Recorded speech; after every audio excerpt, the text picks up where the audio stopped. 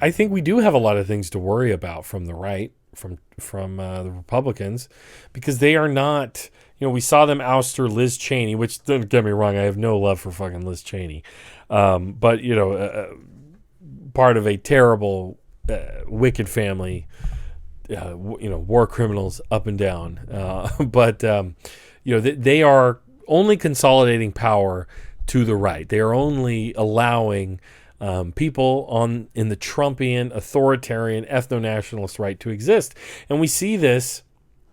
The Post has this story, Trump's out-of-power agenda, retribution against foes, commanding the spotlight, and total domination of GOP. So Trump, he's trying to put as much pressure on the Republicans to be more like him as he possibly can. And, it's not good, when so much of the MAGA movement is calling even centrist, pro-bank, pro-credit card Joe Biden a communist. It's not a good sign for, the left. That's part of why they're trying to pass laws to run into protesters, whether it's BLM or Antifa or whatever. Trump was trying to get Antifa designated a terrorist organization, if I need to remind anybody. But former President Donald Trump is moving to handpick members of the House GOP leadership team, relentlessly attacking Liz Cheney of Wyoming, number 3 House Republican endorsing Representative Elise Stefanik of New York. We talked about her earlier. He's plotting to take down Republican lawmakers who voted to impeach him for inciting the deadly January 6th insurrection at the U.S. Capitol, while continuing to stoke the false claims of a stolen election that has become a dangerous rallying cry for the party. And he is playing host to a burbling stream of Republican well-wishers. Nice use of burbling. Including House Minority Leader Kevin McCarthy, Senator Ted Cruz, who traveled to his private Mar-a-Lago retreat in Florida to pay their respects, keep his support, and post a photo of their ring kissing on social media. Kiss my ring. It tastes great. It's gold. 6 months removed from his election day loss, Trump has emerged from his West Palm Beach hibernation. Oh, he's been in hibernation. Refashioning himself as the president of the Republican States of America and reshaping the party in ways both micro and macro. Let's see. He's also privately revived his claims that he plans to run for president again in 2024. Jesus, decrying what he views as the low ratings of the Biden administration. He's still talking about the ratings. He gets Joe Biden. He gets very low ratings, low energy. Said one person who has spoken with Trump recently. He rails that President Biden is a disaster and argues that Joe isn't in charge. Everybody knows it's Kamala. A preview of his likely message portraying Biden as an unwitting stooge of Vice President Harris, this person said. Nonetheless, Trump is not expected to make an official decision or announcement until after the midterm elections, an advisor said. Jesus. Trump's reappearance is fueled by an ego-driven desire to remain at the center of national attention. The defeated ex-president is propelled primarily for a thirst for retribution. That's what he said about that Antifa guy who he had shot to death. An insatiable quest for the spotlight and a desire to establish and maintain total dominance and control over the Republican base, said several former senior White House advisors. He has boasted to some in his orbit that he expects a book deal at some point, though there is no known offer, two advisors said. So keep in mind, oh God, here's that famous Trump image of, he's usually on top of a tank, but it's like an explosion with a flag. And like I said, with the constant threat of violence from the right, don't forget Donald Trump is like a famous stochastic terrorist. Where during the election he was against Hillary, he was talking about some of our Second Amendment people, they might do something about that. Our Second Amendment people feel very strongly they might do something if they try to take the guns, right? So it's everything he said about Democrat cities and Antifa terrorists and all that kind of stuff. It has riled up this kind of attitude on the right. And it gets even, total hacks like Lindsay Graham, who, remember what he said years ago? I think he's a kook. I think he's crazy. He's a racist and a misogynist. and he will destroy this party, right?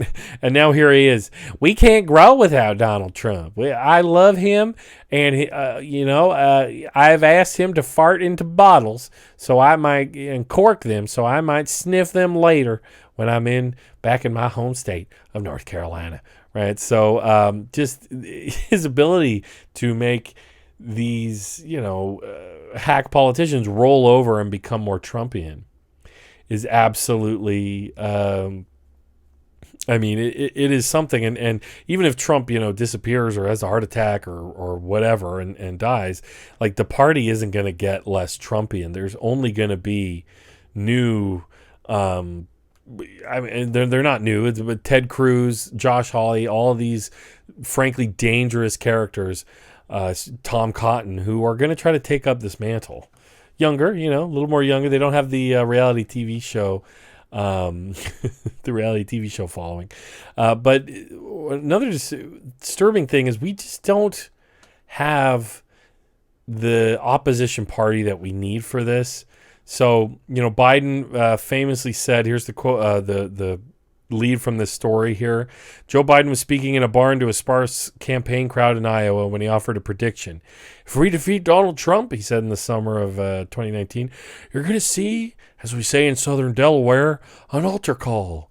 You're going to see people all of a sudden see the Lord. Right? So Joe Biden really thought that the Republicans were the fever's going to break. That's what he said, I believe, during the Obama administration. This is him either today or yesterday. I think it was yesterday. He's getting some lunch. He tells them, there's some tacos and enchiladas. President, what'd you get? Tacos and some enchiladas. Mr. President, do you have any comments on the efforts to oust Liz Cheney from the House Republican leadership post? I don't understand the Republicans. So that's all he has to say. They asked him about the ouster of Liz Cheney. I don't understand Republicans. Really? Really? You don't understand them, Joe Biden? You've only been bumping, rubbing shoulders and elbows with them for, longer than I've been fucking alive in the Senate, right? And, you used to know Republicans, understand them pretty well, like when you were buddy with Strom Thurmond, of all people. Strom Thurmond's a good guy. He's my friend. We're friends, man. Come on, man.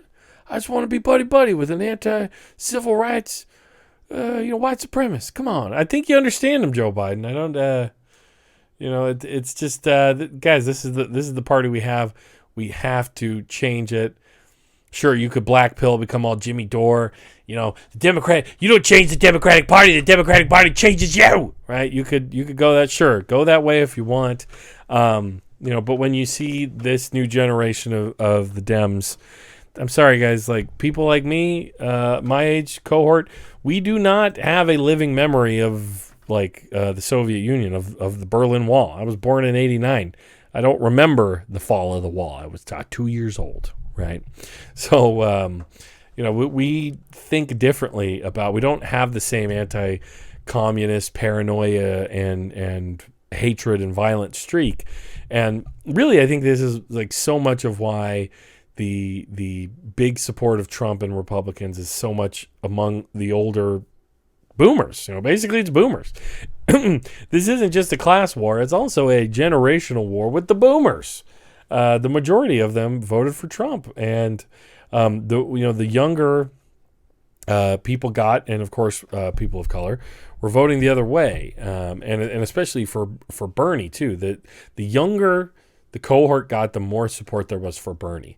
So if we're the future of the country, we need to make sure we don't make the mistakes of the New Left in the 60s and sell it all for yuppie nonsense and health food and all the different nonsense that the hippies, and there were also the yippies, like that was what Jerry Rubin and Abby Hoffman's group, they became the yuppies, right? Because they just kind of fell in line, and a lot of them ended up voting for Reagan. And frankly, I've met some of these people. I've talked to them, and old boomers who they think they're hippies and they sing Bob Dylan songs and all this stuff, but you race bait them, and now voting for Ronald Reagan.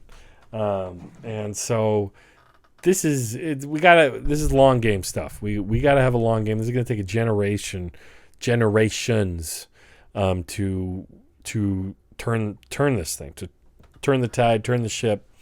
And I tend to think all along the way we're going to have right-wing extremism not probably get worse, not get much better, which is very sad.